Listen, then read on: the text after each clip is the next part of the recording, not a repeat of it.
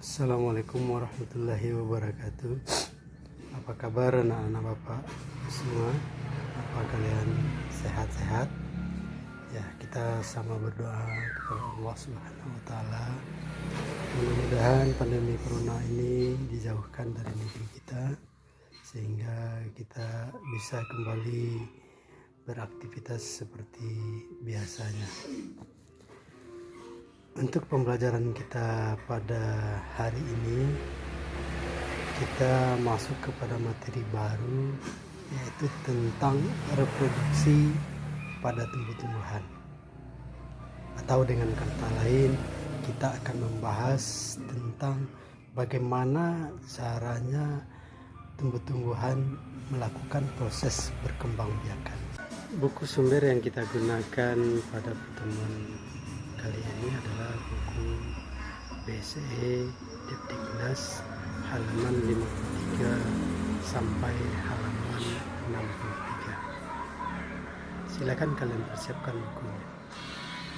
Beda dengan manusia, pada dunia tumbuhan ada tumbuhan itu yang bisa berkembang biak secara vegetatif dan ada yang berkembang biak secara generatif. Perkembangbiakan secara vegetatif itu artinya adalah proses perkembangbiakan yang tidak diawali dengan bertemunya atau meleburnya sel gamet jantan dan sel gamet betina. Pada dunia tumbuhan, sel gamet jantan itu dibawa oleh benang sari dan sel gamet betina dibawa oleh putik. Yang pada manusia, sel gamet jantannya disebut dengan sperma dan sel gamet betinanya disebut dengan ovum. Jadi kalau proses perkembangbiakan tersebut tidak diawali dengan meleburnya sel gamet jantan dengan sel gamet betina atau yang sering kita sebut dengan istilah fertilisasi atau pembuahan, maka proses perkembangbiakan itu disebut dengan proses perkembangbiakan vegetatif. Kata lain untuk vegetatif ini adalah perkembangbiakan secara aseksual. Tapi biasanya untuk istilah aseksual itu digunakan untuk dunia hewan. Kemudian yang kedua adalah perkembangbiakan secara generatif. Perkembangbiakan secara generatif itu diawali dengan proses meleburnya sel gamet jantan dengan sel gamet betina atau meleburnya sperma dan ovum. Pada dunia tumbuh-tumbuhan, ini dibawa oleh organ yang disebut dengan bunga. Jadi ada bunga jantan dan ada bunga betina. Nah, anak bapak sekalian, untuk yang hari ini kita hanya akan membahas tentang reproduksi tumbuh-tumbuhan secara vegetatif. Proses perkembangbiakan secara vegetatif tumbuh-tumbuhan itu ada yang terjadi secara alami dan ada yang terjadi dengan bantuan manusia. Sehingga proses perkembangbiakan vegetatif itu kita kelompokkan menjadi dua bagian, yaitu vegetatif alami dan vegetatif buatan.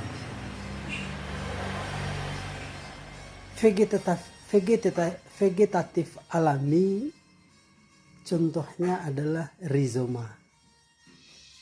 Rizoma yang ada pada tumbuhan jahe misalnya.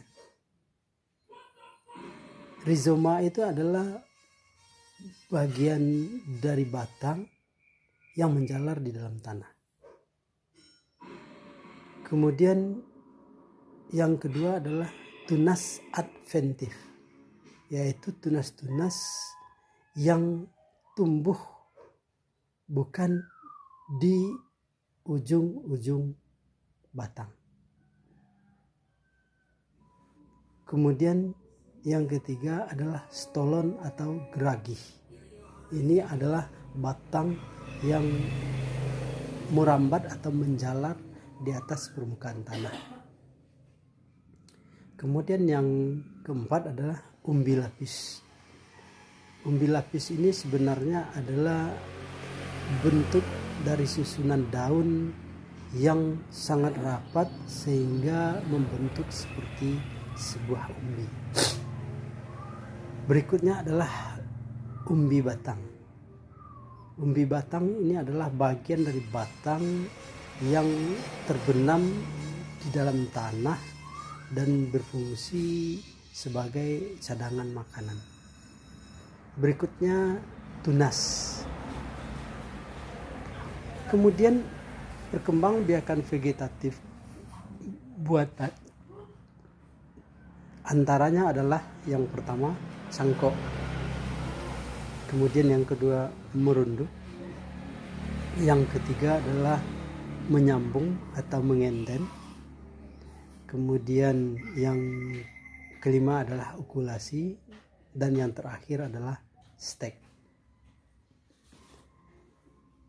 Dari masing-masing proses perkembangbiakan alami dan buatan tadi, lengkapnya bisa kalian baca materinya di buku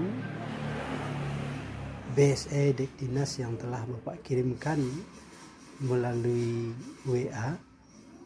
Kalian pelajari bagian-bagiannya itu, perkaya dengan contoh-contohnya. Kemudian untuk tugas yang harus kalian kerjakan pada hari ini adalah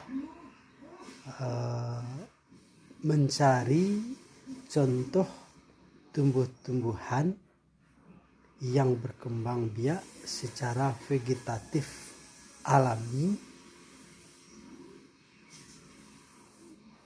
masing-masingnya 3 buah contoh untuk rizoma, 3 buah untuk tunas adventif, 3 buah untuk stolon, 3 buah umbi lapis, 3 buah umbi batang, dan 3 buah untuk tunas.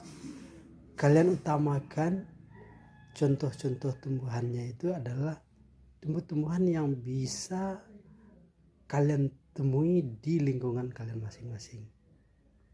Lebih dari 3 untuk masing-masing contohnya itu akan lebih bagus. Demikian saja pembelajaran kita pada pagi hari ini. Kalian baca buku BSE tentang materi itu untuk bisa memahami tugasnya. Demikian. Assalamualaikum warahmatullahi wabarakatuh.